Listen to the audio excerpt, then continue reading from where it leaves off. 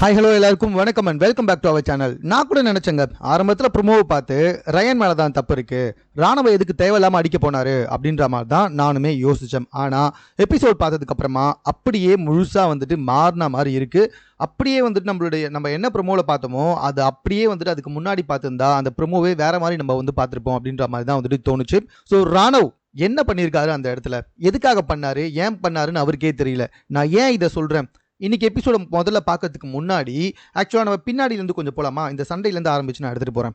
ஆக்சுவலாக இந்த சண்டை ஆரம்பிச்சதில்ல, இது எதனால பிக் பாஸ் ஒரு விஷயத்தை தகர்த்தாரு. அதாவது இந்த வீட்டில் அந்த டாஸ்கில் தோல்வி அடைஞ்சவங்களும் மறுபடியும் இந்த டாஸ்கில் ஜாயின் பண்ணிக்கலாம். ஆனால் 3 விதமான கண்டிஷன்ஸ். ஒன்று, எந்த காரணத்துக்காகவும் அவங்க பொம்மையை தொடக்கூடாது. 2வது, பிட்டுக்குள்ளே போகவே கூடாது.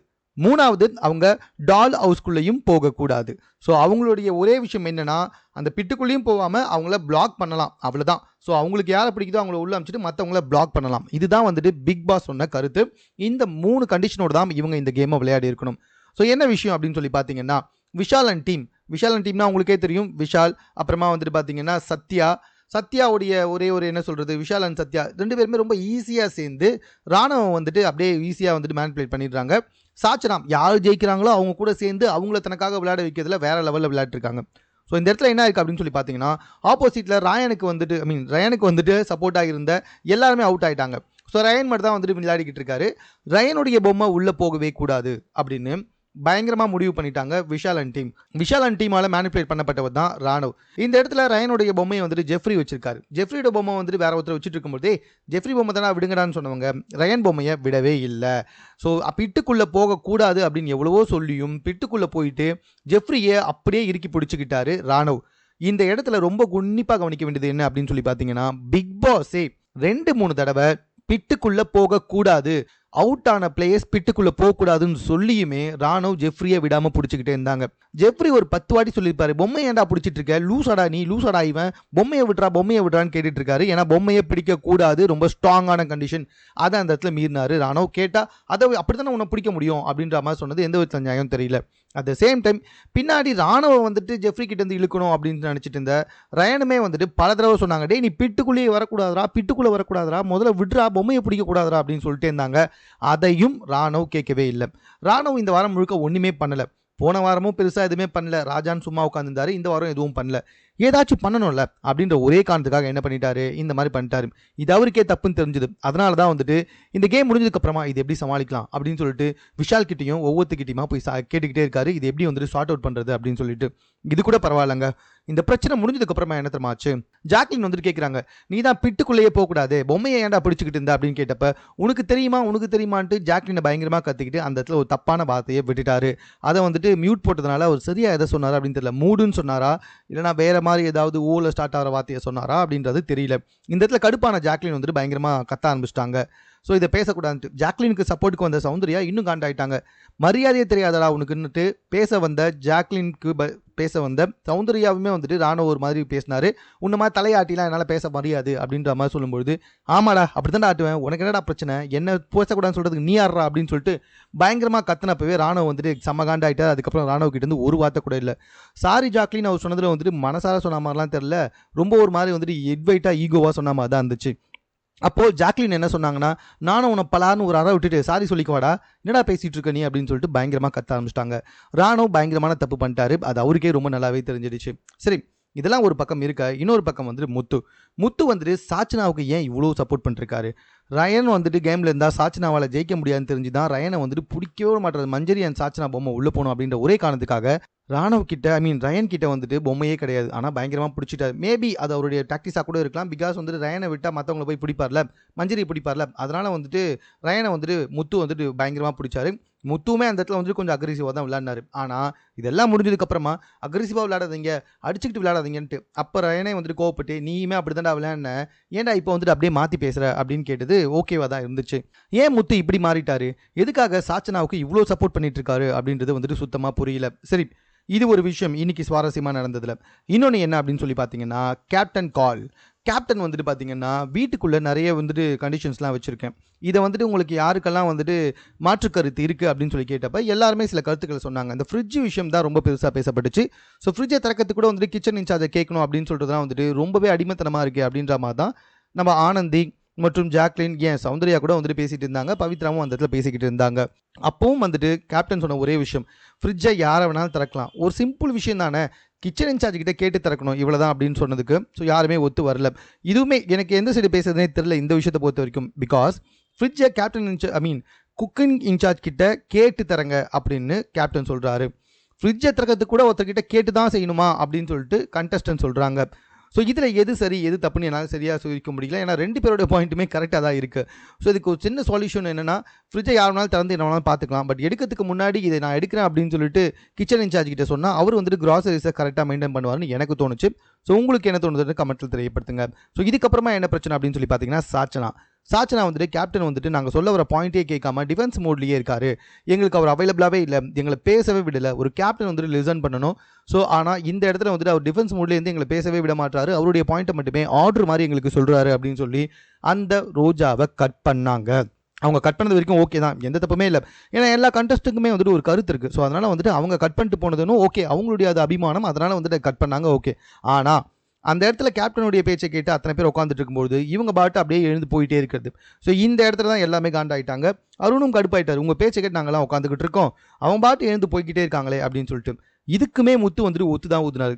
நான் உங்களை கேட்டு வந்தேன், அது என்னோட கேமு, அவங்க வந்துட்டு அப்படியே போனாங்க, அது அவங்களோட கேமு, அது அப்படியே இருக்கட்டுமே அப்படின்னு சொல்லும்போது முத்து சொன்னதை ஏற்றுக்கவே முடியல. முத்து சாச்சனா என்ன பண்ணாலும் அவங்களுக்கு வரிஞ்சு கட்டிக்கிட்டு சப்போர்ட்டுக்கு போய்கிட்டே இருக்காரு. ஏன்னே தெரிய மாட்டுது. சாச்சனா பண்ணது எந்த இடத்துலையுமே முத்துவுக்கு தப்பானே தெரியல. முத்துவுக்கு வந்துட்டு பனிஷ்மெண்ட் கொடுக்குறப்ப சாச்சனா சிரிச்சிட்டு இருந்தாங்க. கேப்டன் ஏமா பனிஷ்மெண்ட் கொடுக்கும்போது ஏமா சிரிக்கிறேன்னு சொல்லி கேட்டதுக்கு, சிரிக்கக்கூட உரிமை இல்லையா அப்படின்னு சொல்லி கேட்டதெல்லாம் ஓவராகவே இருந்துச்சு.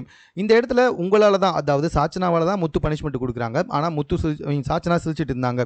இதை கேட்டதுக்கு அந்த இடத்துல ஒரு பெரிய அந்த இடத்துல ஒரு பெரிய உரையாடல்கள் போச்சு. அது மட்டும் இல்லாமல் சாச்சனா வந்துட்டு பயங்கரமாக கோச்சிக்கிட்டு வந்திருந்தாங்க. மறுபடியும் டாஸ்க்குள்ளேயே தான் வந்துட்டு சுவாரஸ்யமான விஷயங்கள் நடந்துக்கிட்டே இருந்துச்சு. என்ன அப்படின்னு சொல்லி பார்த்தீங்கன்னா, மஞ்சரி மற்றும் பவித்ரா இவங்க ரெண்டு பேருக்கும் நடுவில் நடந்த சண்டை. அதாவது மஞ்சரியுடைய பொம்மையை பவித்ராவும், பவித்ரா பொம்மையை மஞ்சரியும் எடுக்கிறது தான் டாஸ்க்கு. ஸோ இதில் வந்துட்டு அதாவது அவங்களுக்குள்ளே பேசப்பட்டது டாஸ்க் கிடையாது. இதில் என்ன பண்ணு அப்படின்னு சொல்லி பார்த்தீங்கன்னா, பவித்ரா மஞ்சரியுடைய பொம்மையை வச்சுக்கிட்டு இருக்காங்க, ஆனால் உள்ளே எடுத்துகிட்டு போய் வைக்கவே இல்லை. கேட்டதுக்கு என்ன சொல்லிட்டாங்க அப்படின்னு சொல்லி பார்த்தீங்கன்னா, இல்லை என் பொம்மை வந்ததுக்கப்புறம் உன் பொம்மையை வைக்கலான்னு பார்த்தேன் அப்படின்னு சொன்னாங்க. ஆனால் அன்ஃபார்ச்சுனேட்லி அதுக்குள்ளே வந்துட்டு ஸ்லாட் எல்லாமே காலி ஆகிடுச்சு. ஸோ இப்போ இருக்கிறது ஒன்று தான், அதில் ஒன்று மஞ்சரி இது போகணும், இல்லைனா பவித்ராவது போகணும்.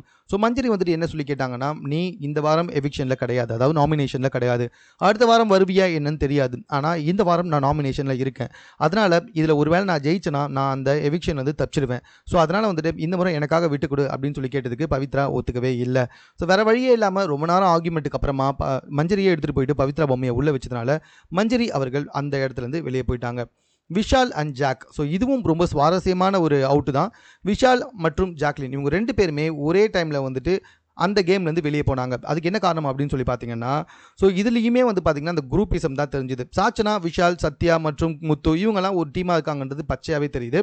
ஸோ இதில் பார்த்தீங்கன்னா விஷால் கிட்ட எந்த பொம்மையுமே கிடையாது, சாச்சனா கிட்ட விஷால் பொம்மை இருக்குது, அதே மாதிரி சத்யா கிட்ட ஜாக்லின் பொம்மை இருக்குது, ரயன் கிட்ட சாச்சனா பொம்மை இருக்குது. ஸோ இந்த 3 பேர் பொம்மையில் யாருடைய 2 பொம்மை உள்ளே போகுது அப்படின்றது தான் கான்செப்ட். ஆனால் இந்த இடத்துல வந்துட்டு ஜாக்லின் என்ன பண்ணாங்கன்னா, ரயன் நீ போய் சாச்சனா பொம்மையை உள்ளே வச்சிரு, சாச்சனா எனக்காக எவ்வளோ நேரம் வேணாலும் விஷாலோட பொம்மையை கையில் வச்சுட்ருக்குன்னு சொல்லிட்டா அப்படின்ற மாதிரி ஜாக்லின் சொன்னதை கேட்டு ரயனும் எடுத்துகிட்டு போயிட்டு சாச்சனாவோட பொம்மையை உள்ளே வச்சுட்டாரு. ஸோ இதனால் என்ன ஆச்சு அப்படின்னு சொல்லி பார்த்தீங்கன்னா, 2 பேரும் வந்துட்டு உள்ளே யார் போவாங்க அப்படின்ற மாதிரி எதிர்பார்க்கப்பட்டுச்சு. அதாவது விஷாலோட பொம்மையை வச்சுருக்க சாச்சனா உள்ளே போய் அந்த பொம்மையை வைக்க போகிறாங்களா, இல்லைனா ஜாக்லினோட பொம்மையை வச்சுருக்க சத்யா உள்ளே போய் வைக்க போகிறாங்களா அப்படின்னு தான். சத்யா ரொம்பவே தெளிவாக இருந்தார், என்ன ஆனாலும் சரி இந்த பொம்மையை நான் எடுத்துகிட்டு போய் உள்ளே வைக்க போகிறது கிடையாது, இதுதான் என்னுடைய கேம் அப்படின்ற மாதிரி வந்துட்டு சொல்லிட்டு இருந்தார்.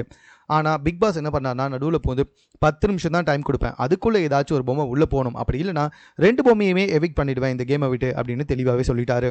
பட் ஆனால் யாருமே எடுத்துகிட்டு போகிற மாதிரியே தெரில. எதுக்காக பிக் பாஸ் இப்படி பண்ணார்? இதுக்கு முன்னாடி மட்டும் ஜாக்லின் மற்றும் அன்ஷிதா 2 பேருமே நைட்டு 3:30 மணி வரைக்குமே பாத்ரூம் கூட போகாமல் இருந்தாங்க. ஆனால் இந்த டாஸ்க்கை இன்னும் சுவாரஸ்யமாக ஆக்கியிருக்கலாம், ஏன்னா சாச்சனா இருந்தாங்க, அதே இடத்துல சத்யாவும் இருந்தார். ஸோ யார் முதல்ல திரும்பி பொம்மையை உள்ளே வைக்க போகிறாங்க அப்படின்னு சொல்லிட்டு கொஞ்சம் இன்ட்ரெஸ்டிங்காக கொண்டு போயிருக்கலாம். ஆனால் பிக் பாஸ் வந்துட்டு 10 நிமிஷத்தில் இந்த டாஸ்க்கை முடிக்கணும்னு சொன்னதுனால 2 பேருமே உள்ளே எடுத்துகிட்டு போய் வைக்காதனால விஷால் மற்றும் ஜாக்லின் 2 பேருமே வந்துட்டு வெளியே போயிட்டாங்க. ஆஃப்டர் தட் அதுக்கப்புறமா பார்த்தீங்கன்னா சத்யா அவர் பொம்மையை அவரே கையில் வச்சுக்கிட்டு அதனால் அவரும் அடுத்ததாக வந்துட்டு வெளியே போயிட்டார். அடுத்தடுத்து ஒவ்வொருத்தரா அவுட் ஆகிட்டே போயிருந்தாங்க. ரயனுடைய பொம்மை உள்ளே போயிடவே கூடாது அப்படின்னு சொல்லிட்டு ரொம்ப உறுதியாக இருந்ததுனால முத்து, மஞ்சரி மற்றும் அதான் அந்த சண்டை நடந்துச்சுல அந்த இடத்துல வந்துட்டு ராணவ் இவங்க எல்லாம் உறுதியாக இருந்தனால ரயனோட பொம்மை உள்ளே போல. இதில் ஜெஃப்ரி ரொம்பவே வந்துட்டு அஃபண்ட் ஆகிட்டாரு ராணவ் மேலே. பிகாஸ் இந்த ரயன் ராணவ் 2 பேரோட பேர் சொன்னாலே கன்ஃபியூஸ் ஆகுதுப்பா ராரான்னு வரதுனால. ஸோ ராணவ் மேலே பிகாஸ் ராணவ் கிட்ட வந்துட்டு ரொம்ப வெளிப்படையாக பேசினாரு. கொஞ்சம் கூட மூளை இல்லையா, உடம்பு மட்டும் வளர்த்து வச்சிருக்க, மூளை துளி கூட கிடையாது அப்படின்ற மாதிரிலாம் பயங்கரமாக வந்துட்டு கத்துனாரு. ஸோ அதுவும் வந்துட்டு கொஞ்சம் பயங்கர சண்டையாக தான் இருந்துச்சு. அடுத்தடுத்து ஒவ்வொருத்தராக அவுட் ஆகிட்டே வந்திருந்தாங்க. ஸோ இன்னைக்கு அவுட் ஆனவங்களாம் யார் இந்த கேம் விட்டுன்னு சொல்லி பார்த்தீங்கன்னா விஷால் மற்றும் ஜாக்லின், சத்யா, ரயன், அதுக்கப்புறமா பார்த்தீங்கன்னா மஞ்சரி, ஆனந்தி, அதுக்கப்புறமா ரஞ்சித். இவங்க எல்லாருமே அடுத்தடுத்து அவுட் ஆகிட்டதுனால இப்போ இந்த கேமை விளையாடுறதுக்கு மொத்தம் 4 பேர் தான் இருக்காங்க. யார் யார் அப்படின்னு சொல்லி பார்த்தீங்கன்னா சாச்சனா, அருண், சிவா மற்றும் ஜெஃப்ரி. ஸோ இந்த 4 பேர் மட்டும்தான் டாப் 4ல் இருக்காங்க. இதில் அருண் ஒரே வார்த்தை சொல்லிட்டாரு, இல்லை அந்த சாச்சனா பொண்ணு கூட விளையாட எனக்கு விருப்பம் இல்லை, அது கண்டிப்பாக அடிப்படும், அதனால் நான் விளையாட மாட்டேன், நான் வெளியே போகிறதுக்கு தயாராக தான் இருக்கேன் அப்படின்ற மாதிரி வந்துட்டு சொல்லப்பட்டதுனால ஸோ எனக்கு தெரிஞ்சு டாப் 3க்கு போகிறது யார் அப்படின்னு சொல்லி பார்த்தீங்கன்னா சாச்சனா, ஜெஃப்ரி மற்றும் சிவா. இந்த 3 பேரில் யார் ஜெயிக்க போகிறாங்க அப்படின்றது தான் மேட்ரே. ஸோ வெயிட் பண்ணி பார்ப்போம். ஒருவேளை நாமினேஷன் ஃப்ரீ பாஸ், நாமினேஷனா இல்லை எவிக்ஷன் ஃப்ரீஸான்னு தெரில. நாமினேஷன் ஃப்ரீ பாஸ்னால் பிரச்சனை கிடையாது. ஆனால் எவிக்ஷன் ப்ரீ பாஸ்னா டெஃபினட்டாக சாச்சனா வந்துட்டு இந்த முறை சேவ் செஞ்சுடுவாங்க. அப்படி சேவ் செய்யப்பட்டால் சாச்சனா அவர்கள் பிக் பாஸ் வீட்டை விட்டு வெளியே போகிறது ரொம்ப கஷ்டம். ஏன்னா இந்த முறை சாச்சனா தான் வந்துட்டு வெளியே போகிறது கன்ஃபார்மாக இருக்குது. அவங்களுக்கு தான் ரொம்ப கம்மியான ஓட்டுகள் கிடைக்கப்பட்டிருக்கு. இந்த கேமில் அவங்க ஜெயிச்சாங்கன்னா கண்டிப்பாக அவங்க பிக் பாஸ் வீட்டை விட்டு வெளியே போக மாட்டாங்க. இது சாச்சனாவோட ஹேட்டர்ஸ்க்கு ரொம்ப பெரிய துயரமான செய்தி தான். ஸோ இதெல்லாம் தான் இன்னைக்கு சுவாரஸ்யமாக நடந்த விஷயங்கள். ஸோ நாளைக்கு என்ன நடக்குது அப்படின்றத வெயிட் பண்ணி பார்க்கலாம். இல்லை மீது போன்ற செய்திகளை கூட தெரிந்து கொள்வதற்கு நம்ம சென்னை சேனலை சப்ஸ்கிரைப் பண்ணுங்கள். இது குறித்து உங்களுடைய கருத்துக்கள் இதுவாக இருந்தாலும் கமெண்ட்டில் நீங்கள் பதிவு செய்யலாம்.